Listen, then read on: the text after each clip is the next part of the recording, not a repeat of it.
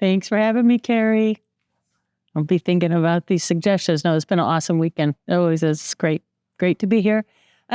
Really, last night I changed kind of my presentation, and since this event is about Snippy Lady, I added, Carrie and I had the opportunity to speak with Joe Spencer, so I added that in last night, so I hope you enjoy that. It's a little lengthy. It's a 9-minute video, but basically my goal here today is kind of just, talk about my experiences out in Elbert County, talk about some of the strange things that happen there, how it connects into this location, the San Luis Valley. But for over a decade now, my big passion, not only to answer questions to what happened to me and my family, and quite frankly, I started out thinking that this was remotely on the ranch, kind of like Skinwalker Ranch of, the Rocky Mountain Ranch.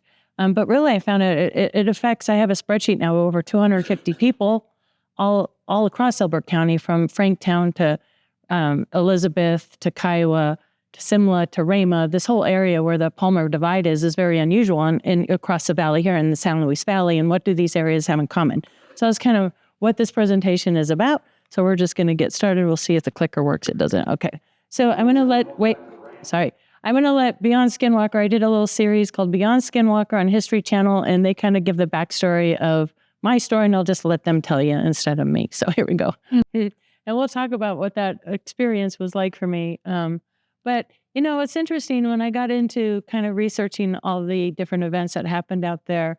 Skinwalker Ranch is kind of the limelight. It's the go thing. But I always like to say the Rocky Mountain Ranch in Clearview. And this is where Linda Moulton Howe got her start out there, too, as an investigative journalist with all these mutilations, right? I'm like, wait a minute, what about, we kind of predate Skinwalker by over a decade or more. So some of the similarities between the Colorado Ranch and the Skinwalker Ranch are obviously these strange humming sounds, cattle mutilations, circles in the ground, craft orb, UFO sightings, like Dr. Simeon Hine was talking about, potentially some ball lightning, crypto creatures, paranormal activity, menacing helicopters, military presence for sure, 2 types of ETs, mysterious metals, strange disappearing boxes. And like that video just showed, I first learned about it. My sister 6 years older than I, we were threatened and warned never to talk about what happened out there. So I'm a young girl growing up at elementary, junior high school, and it was forbidden to talk about. So it was this big secret between my sister and I, so much so we created our own Pig Latin to talk about it. But the first time I realized anybody knew anything about it was in Hunt for the Skinwalker. I picked up the book before Skinwalker Ranch was a big deal. It's also in Alien Contact and other books like Zones of Strangeness.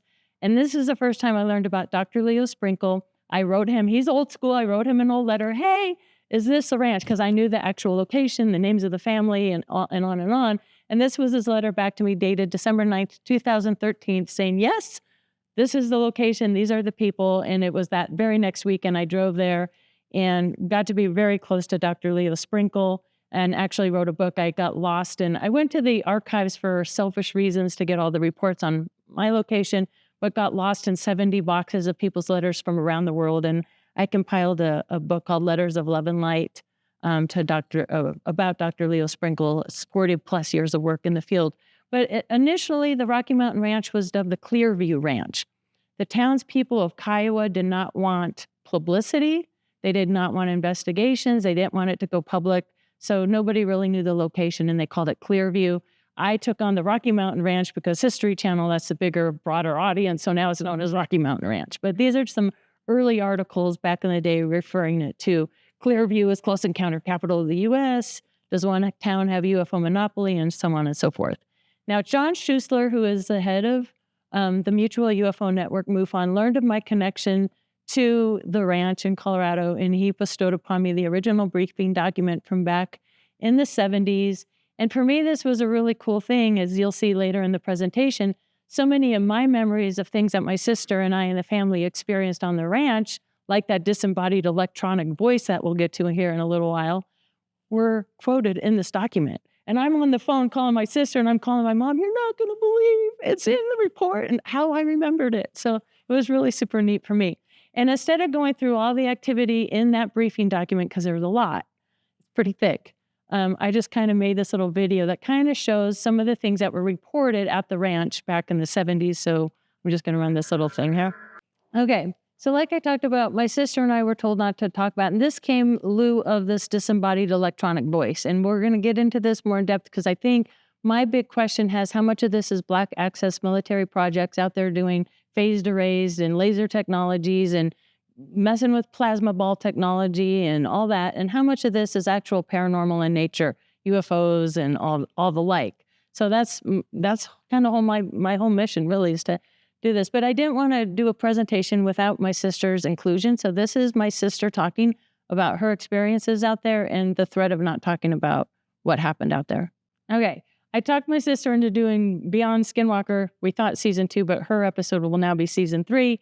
But it took some convincing for her to go back because she was a high schooler. She went to the high school prom in Kiowa and she experienced some things. I think it impacted her more than did even me as a 9, 10, 11, 12-year-old. It impacted her more because she was a little bit older. And she had a lot of fear going around. I convinced her to go to face it, number one. And so we'd have great stories to talk about in our 80s. So she went back and I'm not able to say what happened out there, but I think it was very therapeutic for her. This is just a little clip from season 2, episode 1. And this kind of goes into what we talked about on the panel on Friday night, that large circle, that 75-foot circle. This is what they're dubbing now the landing site. And it's the location where this happened for me and my sister. And the people that live on the ranch now, the daughter's name is Nicole. She was born and raised at the ranch here. And they have 3 dogs on the property. And their one dog, this is kind of just a clip from that episode. I think it's really interesting. What's interesting, too, we had the guys from Oak Island. So I can't remember his name, the ground penetrating radar guys that have been with Oak Island forever. And so they were doing the, what do they call that? The readings with the drone scanning. Yeah. Right over the landing site. And they were getting readings down to a certain depth. And then they hit a certain depth right at this location. It went completely black, like black. You can't see anything. And he's never seen that before. I think that'll be in season 3 that you'll see that in there. But I'm like, what does that mean? You know, they're not able to get readings down under that ground. But here's the actual, and they're talking about the 75-foot diameter circle. But in this little thing that I uncovered in the documents, it said right here, there was a drop of blood on the snow just a few inches outside of the snowless circle. So what's up with the blood in the snow outside the snowless circle? I don't know. But there were 2 of these snowless circles on the ranch. I only remember the one, but there was one behind the ranch house as well on the hill. Now, this was my little reenactment of the scariest night on the ranch for me. My mom was dating the owner, Jack. She worked for United Airlines as a key punch operator at the Denver Tech Center. She met a gentleman named Jack who lived at the ranch.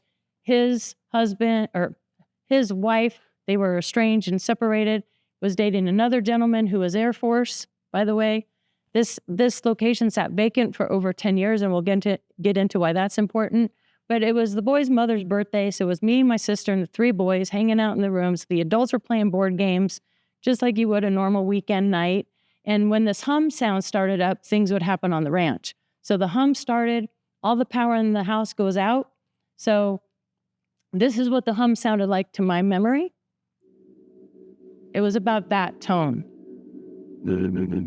And when that happened, all the lights go out in the house. And then this is going to be really loud, so I apologize. But this is what it sounded like to me. So we're all like, flashlights, candles, oh my God. And then the brightest white light out of the boys' bedroom, also like brighter than the sun, occurred. And then we heard this. And this is the exact quote out of the APRA report. And I was like, oh my God, there it is. Now, is that ET or is that Black Access Projects? In some of my research recently, I found some information about these plasma laser ball technologies that they're playing with. Were they doing early development of this out in the 70s? Now, I went to the archives and pulled the old geographical maps from back in the 70s because time is important, right? I wanted to know where the Air Force Academy, so we know Camp Carson soldiers were on the ranch. We know NORAD was aware of it. I know Richard Doty was aware of it. I know the Air Force was aware of it, and the Colorado State Bureau of Investigations was aware of what was going on. But the land up to the ranch property itself was owned by the United States Air Force. Pretty close up, and it sat vacant for 10 years. Were they out there doing things? I don't know. But listen to this voice that they're piping and using plasma ball technology. Ready?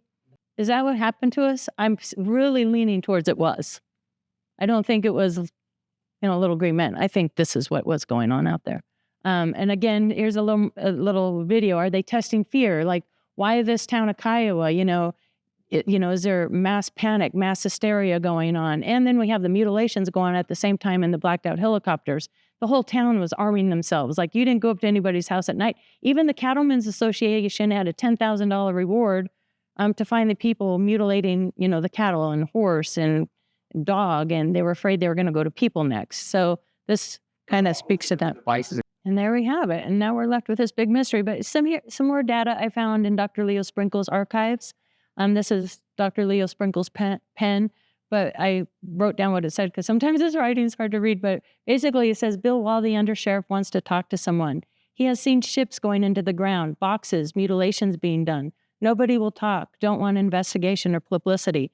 No stigma, credentials are an important factor. John would go back. John was the guy from our ranch. NORAD colonel said bluntly to forget about it and to shut up. Air Force head has a directive to handle UFOs and Bigfoot. Again, this is on the ranch. This was after it aired. If we do the drone, which we just did recently, I don't know about you guys, but CIA, right there in plain sight, right next to the ranch property. Here's another note from back in the day. It says, Warren, his last name's redacted out, from Camp Carson, visits the ranch. Felt something wrong, wouldn't go into the woods. Something took over his mind, made him walk towards the woods, released him, and he would run back, and this did this to him 5 times. Why is there a soldier from Camp Carson out there on the ranch property? And what's taken over his mind? Is it has something to do with these strange boxes or something they're developing out there? I don't know. Interesting questions. Now, the male that was dating the other Jack's separated wife, he claimed, and I think he was part of the Aerospace Defense Command. Started in San Francisco, which is an interesting time. He was back there in the 60s. So if you know San Francisco in the 60s, they were working with MK Ultra kind of stuff. He comes out to this ranch, and what's interesting in talking to the youngest son, we just communicate via Facebook now. All 3 boys live out of state. They're terrified to live in the state because of everything that happened to them. But he would bring vagrants to the ranch property, right? Homeless people. And I think that's kind of interesting. And in some of the documents that we're digging through, he's like, Jim, this is John. His actual name is John. During the 60s, I took LSD. It was legal. So after Contact in the Desert this year, Tony and I went to Pioneer Town and did an interview with an ex-CIA agent, by the way, who owned a lot of property over at the Dulce base, and they had a second home here in the valley, in San Luis Valley, and Oppenheimer lived here. He said, this whole location of the valley is crawling with feds. A lot of second homes in this area, right? But we were talking about the legal LSD, and back in those days, they were telling us that her husband was involved in a program which they called FM.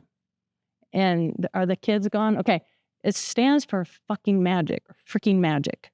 And it's a composite of LSD and other types of drugs, hallucinants, and they were experimenting on people. And this is why he's taken vagrants to the ranch to do these things. I don't know.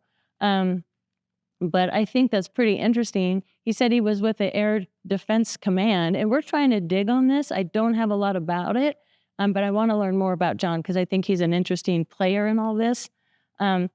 Also, I wanted to touch on November 11th, 1975.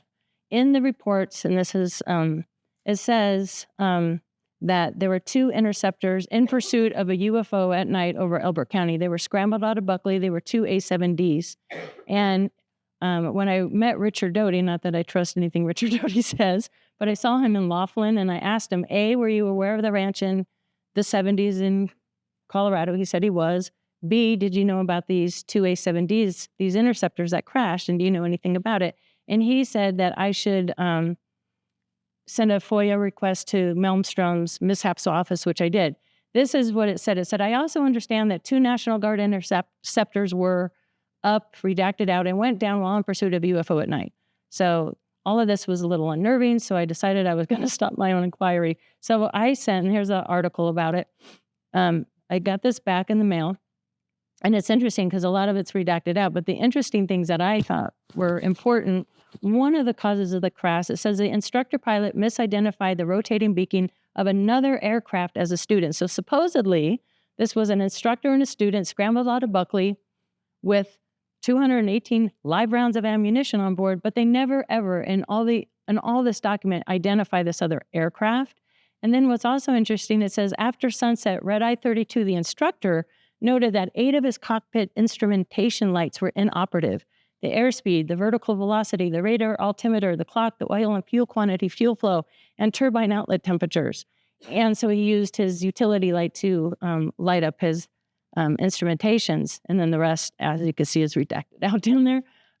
So I pulled an actual instrumentation panel, and my youngest son, Tyler, is just graduating very soon from Spartan Aviation. I'm like, what possibly do these specific instruments, what might they have in common that would affect them? He said static electricity might affect those particular instruments. I thought that was interesting. But here it also says this aircraft had 218 rounds of live ammo in the gun system. And then when you get to the real juicy part where you have the radio transcriptions, right, Tony? You have it like and whatever, and then it's just pages of blacked out data. Both pilots survived.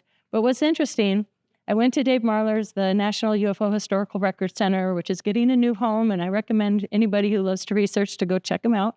And I find this document.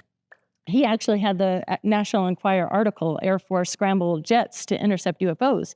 And this is a case out of Northridge, Falconbridge, Ontario, November 11, 1975, this same exact day. They're watching UAPs on radar. And these things are going from 26,000 feet in altitude up to 72,000 feet. They're watching them for a long time.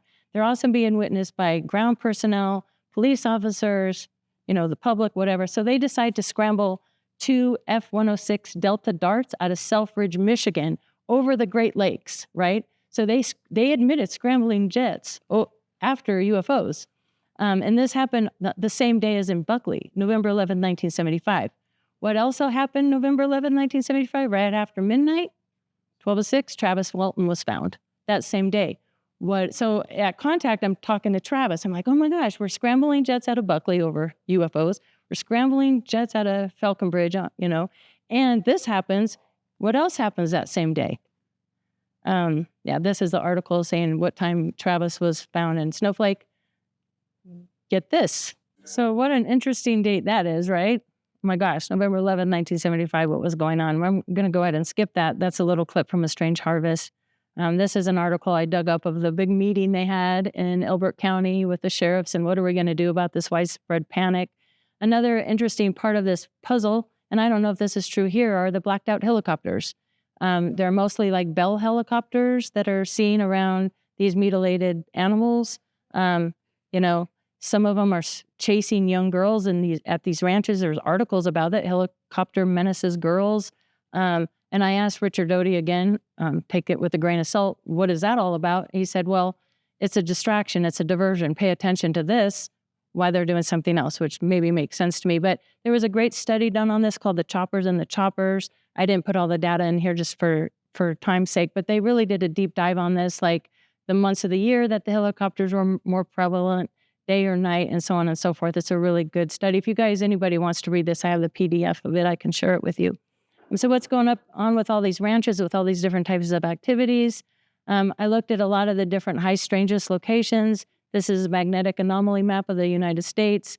And just kind of looking at some of the well-known places, they all ping the charts, being super light pink, being highly magnetized areas. So we got Elbert County, Skinwalker, Blind Frog, Bartok. That's in Franktown, by the way. Bradshaw in Arizona. That's Ohiopyle, Pennsylvania. Creature case, very similar to this. San Luis Valley, I believe, is highly magnetic, but I'll double check it just to see. But we hear about that in the paranormal world too, right? Like Stanley Hotel. It's highly magnetized. You got the limestone and the granite, and you have water features.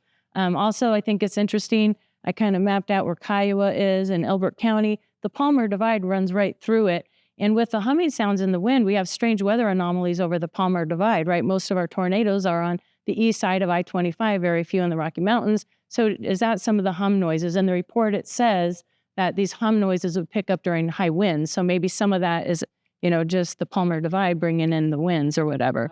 Well, kind of interesting. David Pilates in his Missing 411 UFO Connection talks about the Carl Higdon case. We just got back from that location, and I'm hoping Trey and his team will come out with us. But we're really doing a deep dive on that because of these strange boxes, which are really more similar to what you saw out there at the Meadows than these weird boxes in Elbert County. Maybe something similar, or maybe yours is natural and unexplained, and ours is recreation military. I don't know what that is. But he talks about these aquifers underground. So I kind of looked into the aquifers in the area. And what's interesting, right where our ranch sits, I don't have a pointer, but here's Kiowa. We have two aquifers, the lower Dawson and the upper Dawson, that kind of come together right at the ranch. Both aquifers meet right there. So that's kind of an interesting thing. And if these boxes, like we talked about yesterday with Dr. Simeon Hine and Trey, can they maybe, these doorways or something, go underground? And are they using these aquifer areas? I mean, is it a key element, the water, the magnetism? I think that it is. Let's see, what video is this? Okay, Beyond Skinwalker Season 2, behind the scenes. These are just some kind of fun pictures. I love that. I was thinking about my Jeep's having problems going up hills, and I was going to trade it in for an FJ, but now he's famous. So I'm like, get him fixed and keep him. This is the house as I remember it when I was a little girl. And what was really disorienting for me when we first went out there, and the first time I had been back on the ranch, I reached out to the people that own the ranch property right before COVID. It's a gated off ranch. So I wrote a note. I left it in their box explaining who I was, but I didn't want to tell them about all the strange things that happened because it's their home. And then COVID hit and it shut it down. And I wasn't going to tell her over the phone about all the weirdness. So long story short, I get a call from History Channel saying, hey, the connection, blah, blah, blah. They reached out to the family and they didn't let us meet until cameras are rolling. So the first time back at the ranch, cameras are rolling. I'm driving up and it's getting dark. And my heart's racing. I didn't know what to expect, what I'd remember, if I was going to be afraid or cry or mad, or I had no idea what the emotion was going to be. And I just remember wanting to see the house and what I remembered, but it was getting dark. So I was like kind of panicked about, I want to see the house. And what they did do, there's the old barn that's since been knocked down, but these were original pictures. What they did is they kept the original house in the original location, but added an addition on either end and an addition on the front and changed the paneling. So I knew the house was in the right place, but it looked different to what my memory was. So it was cool when he knocked that out. So what they did is they took an old crystal radio and tried to recreate the disembodied electronic voice to see if the house would remember me or the ranch would remember me or whatever. They had a ham operator there. So we're in the front part of this little addition they put out. They put the crystal radio inside the original house, which, by the way, is the only location where the woman that lived on the ranch, who passed away just 2 months after that we recorded episode 1, she passed away. But she would see this shadow being in the original part of the house. So this is just the part where, the ham operator is trying to communicate, nothing's happening, nothing's happening, nothing's happening. And then they had me go on, and this is what happened. What they don't show, so when you film an episode, they film for a full week for 44 minutes. And what they don't show here is that I repeated that 4 different times, same reaction. For episode 3, my sister does it, gets, I'm not supposed to say, but similar, but different results with different equipment. So it's kind of interesting. But what they also don't show what's going on at the same time is down below where Jer was like an old-fashioned CB radio. And as this is going on in between, where we're like, well, holy crap, let's do this again, and whatever, the jabber that goes on in between, we were getting transmissions talking about the Vietnam War. And I'm like, why they didn't put that in the episode, I have no idea. And then Travis Taylor, as this is going on in the house with the crystal radio, they're getting clicks. And they're looking at what that is. So there was a lot of activity going on during that time. I don't know. And then, of course, the rockets, we kind of talked about landing. This happened to me, and now this kind of concerns me after learning what I learned this weekend. And, well, before that even. But so this was the first night back on the ranch. The team was having me go out to take them where I saw this daytime box sighting when I was little. And it's, we go over barbed wire. It was freezing cold. We were expecting snow, but not that much snow. So we're all just freezing. And everybody's behind me, and I'm kind of leading the way, telling them where to go. And out of this blanket of snow are these bipedal footprints, one in front of the other. They weren't elk, they weren't deer, they weren't cow, they weren't horse. There was not even horse or cow on the property. And they're maybe going for 12 feet. They disappear for about another 15 feet, reappear maybe for another 5-6 feet, and then disappear again. It's as if something was curious, came up and walked, disappeared, came up and walked, and disappeared. We didn't hear anything, see any other than the prints. It was really strange. And the fact that they caught him on the show is pretty cool. Now, the day after, it was a day off filming. So I was staying in Castle Rock. My daughter came down. We go to the outlet stores in Castle Rock. I'm at the Columbia store buying long john underwear and bibs and all this stuff, getting ready for another cold night. And we're at Red Robin having lunch, and my back's starting to hurt. And on this episode, I had my black vest on, a hoodie, a sweater. I was freezing. So I had multiple layers of clothing on. I never leaned back against anything, and this mark appears on my back. It was hot to the touch. It blistered, and it kind of looks almost like a something did this to my back. They recorded it and filmed it and all that. I don't know if it was a radiation burn or what. And then in the episode for season 3, I had another bad experience health-wise over the landing site. That was quite scary. It only affected me, though. Hillary had put brand new batteries in everybody's mics. I'm standing there trying to tough it out with the team. We're going to do these experiments. Oh, I'm tough. It felt like 10,000 knives coming down upon my body. My battery went from 100 to 50, and I went pale, and I couldn't. I'm like, look, guys, I'm sorry to ruin your show. And my blood pressure spiked, and I have naturally very low blood pressure. It was really high, and I'm shaking, and they had to med me back to Castle Rock.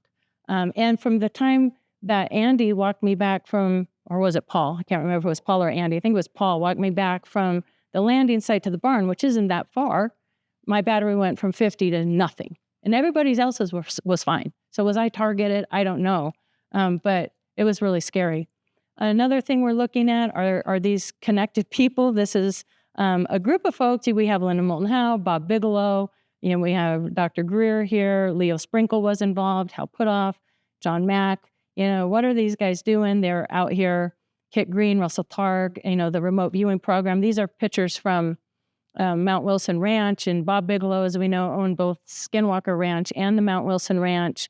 Weird thing is, I've been out there with Jeff McBurney at Mount Wilson Ranch a couple times now. I recognized the clubhouse place where you go to have breakfast and coffee. I recognize the carpet, the bathroom, that orange owl toilet, everything, and the wallpaper. I'm like, has this been changed since the 70s? And he goes, no. I said, was this a Girl Scout camp? And he goes, yes, it was in the 70s. I said, I was a Girl Scout at that camp at Mount Wilson.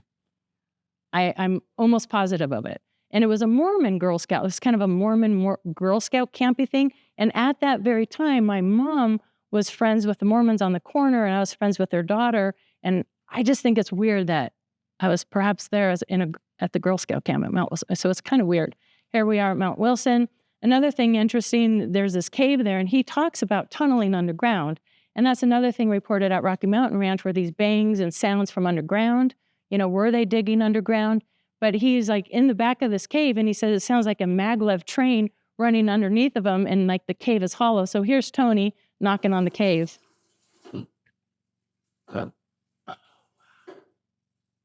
It sounds hollow under there. And he said he felt his whole body vibrate, like as if something was going under his feet. So that's unusual. And also while we're up there, we're getting up, hiking up, and these prints show up out of nowhere, just very similar to Rocky Mountain Ranch. I'm like, okay, Jeff, do you have Sasquatch out here? He's like, nope, we don't have that out here. I'm like, well, what are these? What are these prints? They're not bear. They're not bobcat. So at first I was trying to get a quarter out there. You could see my quarter kept falling. I'm like, that's stupid. Anyway, for size comparison. But here we are talking about it. Just another weird little thing we just encountered recently. I don't know what it is. And then I think we're okay on time, right, for one more little video? Yeah, we have 15. Okay, this is perfect. So something that they didn't air in episode 1 on Beyond Skinwalkers, we had David Morehouse. He did the biggest remote view ever at Elbert County Ranch. And they specifically zoned in on that strange weekend where we got the disembodied electrical voice. And if you're interested in seeing 6 hours of what they found out there, because they only touched the surface, they didn't air it because they had so much data that they didn't know what to do with it in the episode. They touched on it on season 2, and I hope they continue, but I don't know. But this is a special little clip that they made, and I wanted to share this with you guys. And so there's a show called Through a Glass Darkly with Sean Patrick Hazlitt. He goes into this, if you just type in Rocky Mountain Ranch, David Morehouse, 6 hours of what they found on this, from crafts. They talk about portal activity. They have military presence out there. They even had a picture of a box that was like vibrating with a creature. And in the report, they state that the ETs told them there were supposedly 2 types of ETs on the property, these blonde, blue-eyed Nordic types, and there was a picture of it in the archives of these spindly, I actually hid the that part of the presentation, but you can see here, like they had the military, they had the shadow big beings, they had all that. And I'll show you the ETs here in a minute. I'll close this out and show you. I wanted to share what's going on recently, because all this was so many decades ago. Is the activity still happening? And the answer is yes. And this is one of the great things that Beyond Skinwalker has afforded me, which is people are now opening up and talking to me. Because a lot of times small town people don't want to talk to you. Get out of my business, leave me alone. But there's an elk hunter, rancher. He's a firefighter. He's very credible. I have a little video. He drew me the sketch. This happened November of 2021. He's out elk hunting. He's walking back to his pickup truck right there in Elbert County, and we're on location. I'll show you this quick video, and then we can take questions. But he sees a 4 to 5 foot diameter, 6 to 8 feet off the ground, very metallic, shiny disc. He said the top of it was spinning counterclockwise. The bottom was spinning clockwise. And he watches it. So we went out with him on location so I could get his testimony. Here's what he says. Sorry for the bad audio.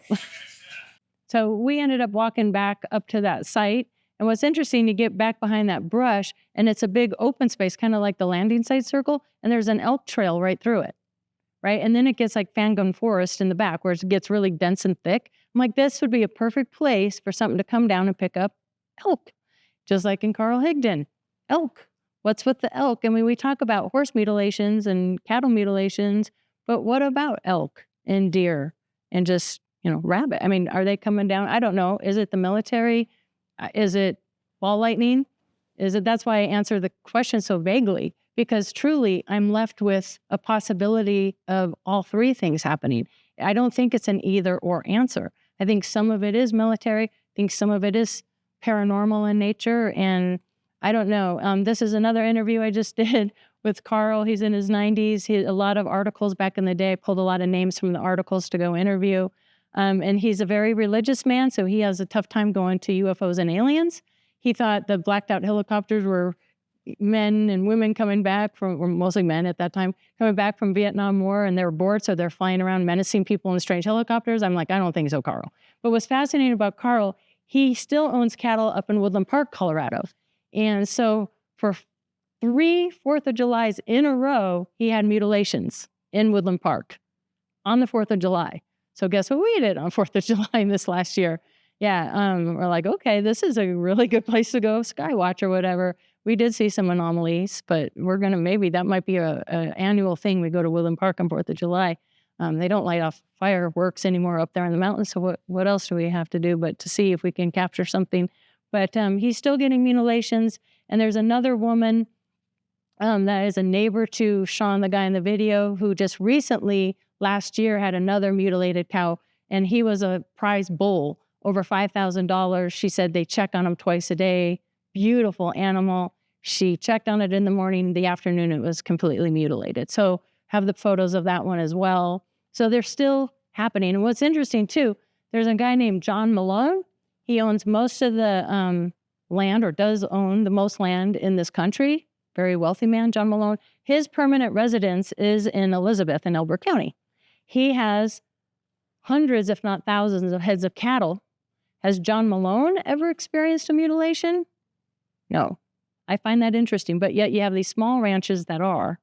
So what's that about? And but they're really good people. I think they're, because I'm asking the guy who owns the ranch now, because he works for John Malone. I'm like, okay, why is he gobbling up all our land? Is this like nefarious? What is he doing? He goes, oh, no. He's actually taking down land developers that want to put in these big neighborhoods and stuff, and he's ixnay, keep the land. So he's trying to preserve, which is really cool to hear. I love that. And then he has an old, what is it, an old Bronco or Explorer? Old Jeep. Old Jeep. And we're going, in the back of the ranch property, and she's telling me that he's doing this with John Malone's wife, and they're in an area, and she's going, this is beautiful land. Who owns this? And he's like, you do, kind of thing. But they're just gobbling up all sorts of land. This was a recent MUFON case from 2020. I found it interesting because it's very similar to another case out of Utah. But this guy is over there in Castlewood Canyon on his Harley, and they're taking pictures of the sunset, and they capture this strange, anomalous tower-looking thing. And that is another picture of something very similar. I took that one out. That's the same picture, but in black and white. But there's something very similar that was captured in Utah, right? Have you ever seen anything like this, Trey? Yeah. So, and this is another woman I interviewed that grew up in Elbert County, and they said there's this interesting cave, and they do sacred blessings there. We have a rich Native American history, of course, through Elbert County with the Ute, the Cheyenne, the Navajo, the Apache, the Kiowa, the Pawnee. It was a very nomadic place, but this is a very sacred cave. But to me, that looks like a gargoyle guarding the cave. So interesting petroglyphs in the area as well.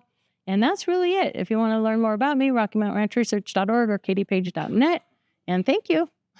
So, any questions?